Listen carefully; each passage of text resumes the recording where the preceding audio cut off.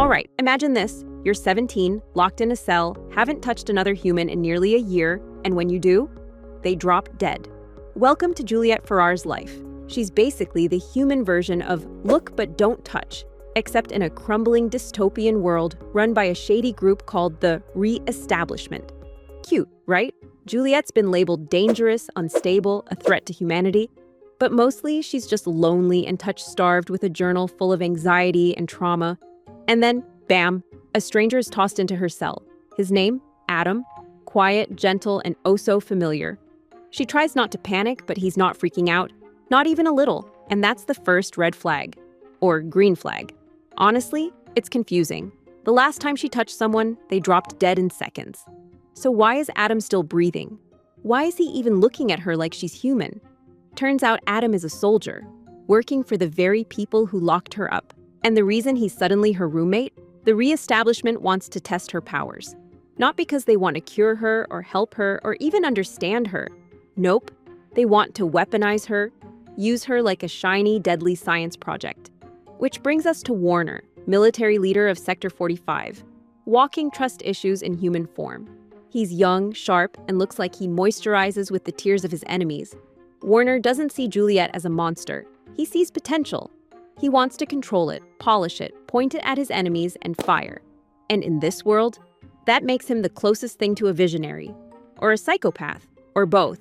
But plot twist, Warner touches her, and nothing happens. No pain, no screaming, just silence. Suspicious silence. The kind that makes you wonder if everything you thought about yourself is a lie. Juliette freezes. Because for the first time ever, her skin doesn't destroy, doesn't hurt. Warner doesn't flinch. He doesn't even blink. Instead, he just watches her like she's both a miracle and a weapon he can't wait to own. And yeah, maybe Juliette is terrified, but somewhere, deep down, she's also curious. What does this mean? Why him? Is he immune? Or is she changing? Meanwhile, Adam's still around, watching, protecting, whispering soft things like, "You're more than this." He reminds her she's not a monster, not a science experiment, not Warner's project. She's still human. So obviously, escape plan. They run together. Bullets fly, alarms scream, and in the middle of all that chaos, they kiss. Software real. And more than anything, safe. It's the first time Juliette's felt like someone wanted her for who she is, not what she can do. They make it out and find Omega Point, an underground rebel base filled with people who also have powers. Some can heal, some can fly, and suddenly, Juliette's not the only freak in the room. Here, Juliette starts training. Not just learning to defend herself training. No, we're talking full-on warrior arc. She goes from "please don't touch me" to "I can shatter steel with my bare hands." Literally. She's running obstacle courses, smashing through concrete walls, and finally realizing her power isn't just something to be feared. It's something she can own. But while her fists are getting stronger, her relationship with Adam is starting to fracture. Turns out, his so-called immunity, it has limits, emotional ones. The more he loves her, the more her touch starts to hurt him. Yeah, the universe really said, let's make this the most painful love story ever.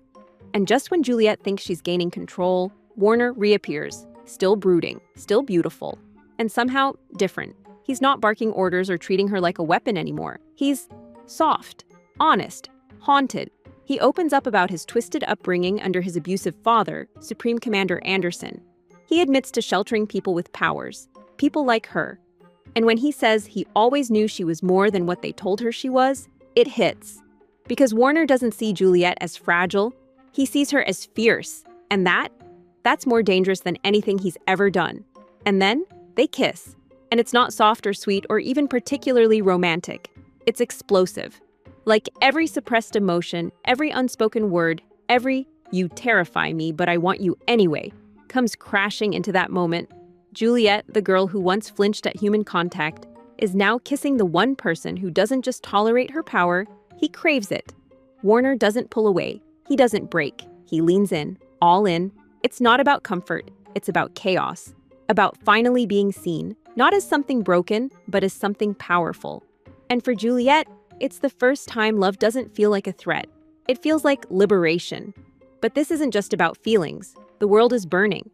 The Re-establishment is collapsing from the inside, rebellions are erupting, and Juliette, she stops waiting for someone to save her. She becomes the one who ends it. She marches straight up to Supreme Commander Anderson, Warner's twisted father, and puts a bullet in him. No flinching, no hesitation, no apology. Just one shot that changes everything. With that trigger pull, the terrified girl from Chapter 1 is gone. In her place stands a leader, a weapon of her own making. Juliette Ferrars, Supreme Commander. And the world better catch up. Before we continue with this video, I want to ask for your help. I'm trying to reach 1,000 subscribers by the end of this month, so I'd really appreciate if you would subscribe and help me out. Okay, let's continue. Becoming Supreme Commander isn't just about titles and speeches. Juliette steps into a world of politics, pressure, and impossible decisions. Suddenly, she's not fighting monsters. She is the system, commanding armies, negotiating with rebels, trying to rebuild a world that's been broken for decades. People don't exactly cheer when a teenage girl takes over a dictatorship. Some challenge her authority. Some plot behind her back. But Juliette doesn't blink. She wears the crown like armor and the past like fuel. Warner stays by her side, her second in command, her sharpest critic, her most dangerous ally. And while their relationship burns with tension, it also becomes a partnership. He teaches her how to read the room. She teaches him how to feel it. And the others, Kenji, Castle, Nazira, they don't always agree with her choices, but they see her. Not as the girl they rescued, as the leader they follow. And for Juliette, that's new. For once, her power isn't a curse, it's her voice, her stance, her decision. But right when she thinks she's finally in control, reality smashes through the door. Because everything she's built, it's built on a name that was never hers. But here's the kicker. Juliette isn't even Juliette. Her real name is Ella Summers, and everything she thought she knew, every tear, every trauma, every memory was carefully scripted. The reestablishment didn't just throw her in a cell. They designed her life. They erased her identity, manipulated her mind, and molded her into a living weapon. So yeah, mild identity crisis activated. Imagine realizing your entire personality might have been government-issued. Cute. And the worst part? Warner knew. Not just parts, everything. He knew her real name, her real history, the truth about what happened before the memory wipes. He's been protecting her, yes, but also withholding her entire life from her. So now we're deep in trust issues territory, like the "how do I kiss someone who lied about my entire existence?" level of messy. And yet, she stays. She doesn't run. Because Juliette, Ella, is tired of being manipulated. She wants control. And Warner, for all his secrets, has never feared her. Where Adam tiptoed and doubted, Warner looks at her like she's the storm and the eye of it. He doesn't just accept the darkness in her, he adores it. And when the world tried to rewrite her story, he handed her the pen. Meanwhile, Adam's slowly fading out of the love triangle and drifting straight into the maybe we're just trauma-bonded friends zone. It's awkward, but also kind of a relief. Because Ella, formerly Juliette, isn't the scared, fragile girl he fell in love with. She's not hiding under bedsheets or whispering apologies anymore. She's a storm now. Electric, unpredictable, unstoppable. And Adam? He never signed up for the girl she became. He wanted someone to protect. But Ella doesn't need protection. She needs freedom. As her power grows, so does her sense of purpose. She doesn't flinch when people fear her. She doesn't apologize when they call her dangerous. Because she is. And finally, she owns it. By the time we reach the final battle, Ella has survived assassination attempts, gaslighting, a full-blown identity erasure, and the kind of heartbreak that shatters more than just hearts. She's been manipulated, abandoned, worshipped, betrayed, and still, she rises. She takes on the reestablishment not just with her powers, but with truth.